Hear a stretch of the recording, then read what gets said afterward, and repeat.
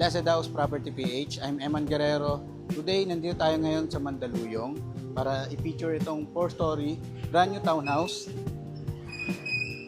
So, makikita nyo guys, automated po yung ating gate. Ito po yung sample na ating gate. So, yan ang kagandahan kapag automated na siya. If galing ka sa labas, hindi ka na mahirapan mag-park. So, ito pong ating car garage ay kasya po ang 3 kotse. Yan. So, dito pwede pa isa, dito, and sa kabila. So,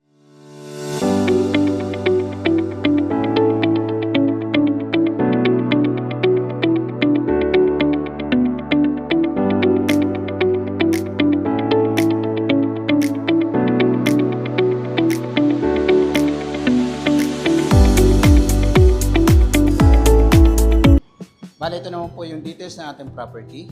Ito po ay may lot area na 63,269 square meters and floor area of 260 square meters, 4 bedrooms, 6 bathroom, and 3 car garage. Yan. At ang kagandahan pa, ito po ay automated na po na gate. Yan. Gaya ng pinakita ko po kanina.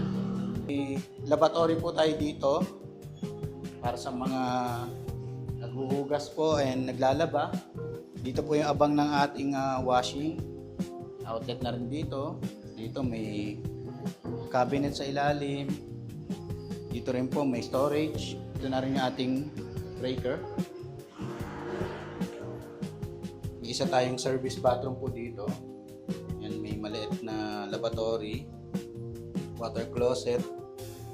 Ito po ventilation po. Nilagay na lang natin ng sliding door.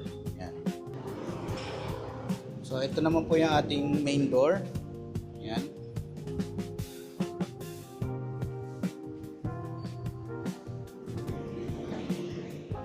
So, dito may nilagay pa tayong glass dito para nakikita nyo pa rin yung malabas, pumapasok, in case na kayo lang po mag-isa. Tapos, may isa pa tayo ditong powder room. Yan. Ito mas, ano to, ito yung sa mga naman, sa guest natin. Yung kanina, yung mga pang-service natin. So, yan, may lavatory. Tapos, may whole body mirror po dito. Cabinet. Kompleto po, may bidet. Yan. Yan. Welcome po dito sa ating living space. So, nakita nyo naman, ito po yung ating model unit ay naka-dress up na po. And more or less, ganito po yung pwede nyo maging ayos sa bahay. Yan. And nakapaglagay tayo ng L-shape dito na sofa. And sa laki ng ating living area, tanner na po yung nilagay para talagang malamig. Diba? Ito naman ay 6-seater. Pwede nyo na lang kopyahin or may idea na po kayo. Tapos dito po yung ating TV. Entertainment wall, yan. Ganda po kasi may mga pull out po yan dito. Gamit nyo, pwede nyo ilagay. Yung cabinet po, marami kayong pwedeng ilagay. Dito nyo ilalagay yung inyong mahabang soundbar, diba? Tapos sa woofer pwede nyo ilagay. Sarap ng yung ganitong feels, yung vibes ng bahay. Homey na homey siya, di ba? Kung dito kayo titira, galing kayo ng trabaho, yan sa office niyo, malapit lang po kasi ito sa Makati, yan EDSA, Ortigas, yan no? Malapit BGC, MOA malapit din, galing kami kanina doon. So ayan, kung diyan kayo mga nagtatrabaho, baka ito na yung bahay na hinahanap nyo para sa inyong pamilya, para sa iyo. And yung ating ceiling, ayan, meron na po yung strip light. Tapos may tayo dito, track light. Pwede nyo galaw-galawin yan para kung gusto nyo, kung saan yung paling ng gusto nyo patamaan, pwede nyo sa mga ito yung wall decor natin, pwede nyo patamaan ng ganyan. Tapos dito may decor pa tayo dito. More or less, alam niyo na yung pwede nyong gawing ayos. Tapos ito naman yung ating breakfast nook. Tapos may cabinet na rin po dito. Ito naman po yung ating mga breaker. May outlet. Tapos may cabinet pa tayo dito para sa mga corn beef natin, spam, ganyan. And everything. Dito po, marami po. Ang dami yung cabinet, guys. Talagang mahirapan na kayong lumabas kasi ang dami yung mga stocks, di ba? Isang grocery na lang sa SNR. Ito may mga cabinet pa dito. Ay wala po. Dito ay sarado. Ito po. Yan, cabinet. Napakita na natin yung sample. Then ito naman, naka-dual po tayo na sink dito. Ganito na po yung uso ngayon. Tapos may outlet dito sa mga thermos nyo. Dito rin may cabinet pa. Yan. Dito nyo ilalagay yung range hood, cooktop nyo. And dito naman sa kabila yung ating bibiling microwave oven. Butas po yun dyan, yung outlet. And kapag magluluto naman tayo, buksan nyo lang to para hindi makulog. And may hangin. Kahit mainit. And dito, nakapaglagay tayo. Sakto po yung size nito sa 2-door na rep. Diba? Imagine niyo punong-puno yan. Nilipas na rin po tayo. Kayo pala. Sorry. So, akit na tayo sa ating 3rd floor. So, ayan. Bago tayo mag-proceed sa ating 3rd floor, ito naman yung ating design na ating window dito. Ventilation po natin. Ang unit na ito ay sagana sa mga ventilation. Kaya katulad nito summer, yan, pwede nyo buksan yung kung hindi naman kayo nag-aircon para pumasok yung hangin. Kaya kagandahan kapag ang bahay ay hindi kulog. Tara po, akit tayo. Pagdating naman po dito, yung tiles natin para siyang what we call this, oak. Yan. Yan, yung kulay niya. So, ito yung ating isang bedroom dito. So, ito po ay queen or king. King size. Laki, no? Kasi sa bahay, king queen lang ang gamit namin. So, laki, oh. May nang nailagay nila. Ibig sabihin, malaki yung kwarto natin. Kasi may mga space pa tayo dito. Imagine niyo kung ganito nakalaki yung bed na nailagay, mapaglagay pa tayo ng dito, table or parang accent natin dito, nakakadaan pa tayo ng maayos. At the same time, napaglagay tayo ng isang sofa, mini sofa. Actually, hindi nga lang ito mini, yung normal size. Tapos, kagandahan, may balcony. So, pwede nyo rin pagaya. Naglagay tayo ng artificial dito na grass. And yung ating mga halaman. Kung mahilig kayo maghalaman, pwede nyo gayahin ito. And dito naman yung ating fire exit.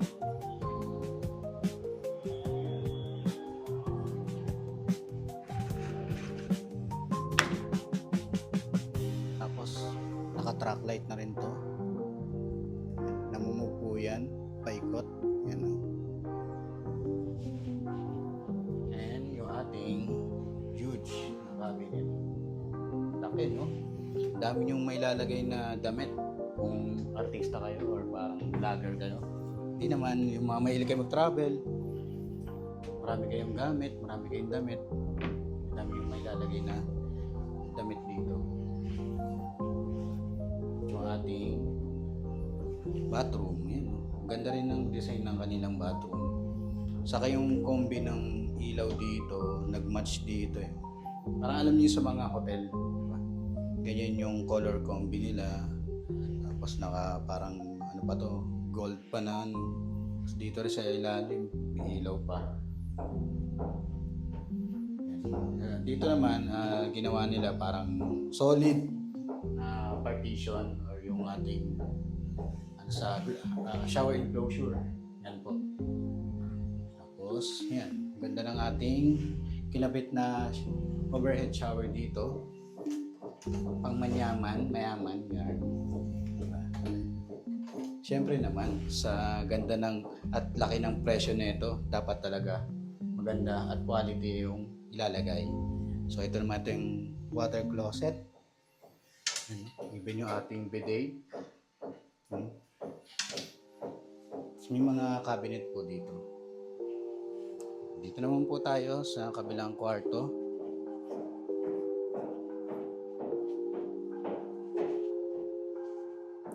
Ang ginawa namang setup dito parang ano siya, entertainment room. Yan.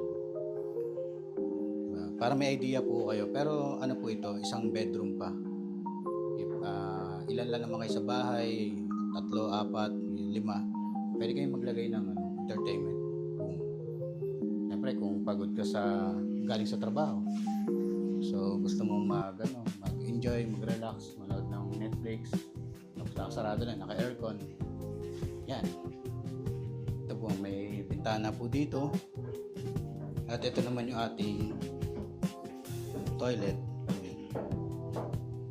Dito naman iba yung nilagay. Ano siya, Crazy Resort. Pero piano po. Piano type. Cabinet dito. Vanity mirror. Lavatory. Okay naman din.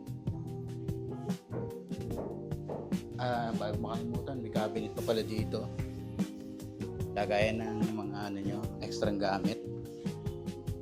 Yes, dito na tayo sa ating fourth floor, final floor. Pero bago yan, makikita nyo yung ganda ng ating high ceiling. Yan. Lalagyan nyo na lang po ng drop light chandelier dyan. Yung maganda na, para social tignan. So, yan, Tapos, sakaling patay yung ilaw, may lights pang pumapasok. Diba? Mahalaga yan. Ito na tayo sa ating bedroom. So dito naman nakapaglagay tayo ng sample na bed dito, queen size po na bed ang kasya. Kahit nga po king size, pero yan po. Kasyang kasya po yung ating queen size na bed. More or less ganyan yung pwede nyo maging setup sa baba. So ito naglagay na tayo ng dito. Design, tapos may ventilation dito. May cabinet din dito. Paglagay pa kayo ng side table po. Dito may saksakan. And even dito, para sa TV. May outlet po dito. Kung sa aircon po, dito nyo palagay sa aircon. Ito naman po yung ating bathroom. So yan, same lang nung layout sa kabila. Tapos may wall niche na rin dito. Ganyan naman na ginagawa ngayon ng mga developer. Cabinet. Dito na tayo sa ating last bedroom. Sa inyong mga prinsesa dyan na kids. Diba? Ang nilagay nila dito, parang double. Kasi para mas ramdam nung anak nyo na solong-solo niya yung kwarto. Diba? More or less, ganito yung magiging design nyo. Saka yung setup. Tapos, pwede pa kayo maglagay dito ng mini sofa. Ayan. Para sakaling dito siya kakain, lagay nyo lang ng table. Tapos may lagayin dito ng TV. Study, pwede na lang convert. Study table. May tayo dito nilagay na painting. Ayan yung ating cabinet. Hindi katulad nung nasa baba kanina, nandito yung cabinet. Mahaba siya. Dito naman kasi since bata naman yung titira, ganito yung nilagay natin. Pero malaki pa rin siya. Yan. Ito naman yung kanyang bathroom. So okay naman, malaki. Yan. Kompleto rin naman yung nilagay. Tapos meron tayo ditong ventilation. Bubuksan po yan. Siyempre, nakalimutan ko. May balcony. Yun. Nakikita nyo may balcony siya dito. When kayo, pwede siyang samahan habang bago siya matulog. And kagandahan dito, may view tayo ng mga puro building na po kasi dito guys. Kung makikita nyo. Pamakati na po siya. BGC. Sa Mandaluyong. Nasa center po tayo. Kung nagustuhan nyo naman po ang house tour vlog na inyo napanood, message lang po kayo sa aking FB page, Blessed House Property PH, and aking YouTube, Blessed House Property PH, and aking TikTok account. And ito naman yung aking number. Pwede nyo po i-message dyan, tawagan 0969-565-7127. And ito naman po yung ating price para sa unit na ito. Ito po ay 24.9 million gross. Yan. And ito naman po yung ating details ulit. Ito po ay may lot area na 63 to 69 square meters and floor area of 260 square meters, 3-car garage. Gaya po ng pinakita ko kanina. So, kung marami kayong kotse ay nagbabalak bumili ng EV car, yan, may slot na po. At ang kagandahan, may bonus po tayo. Automated po yung ating gate.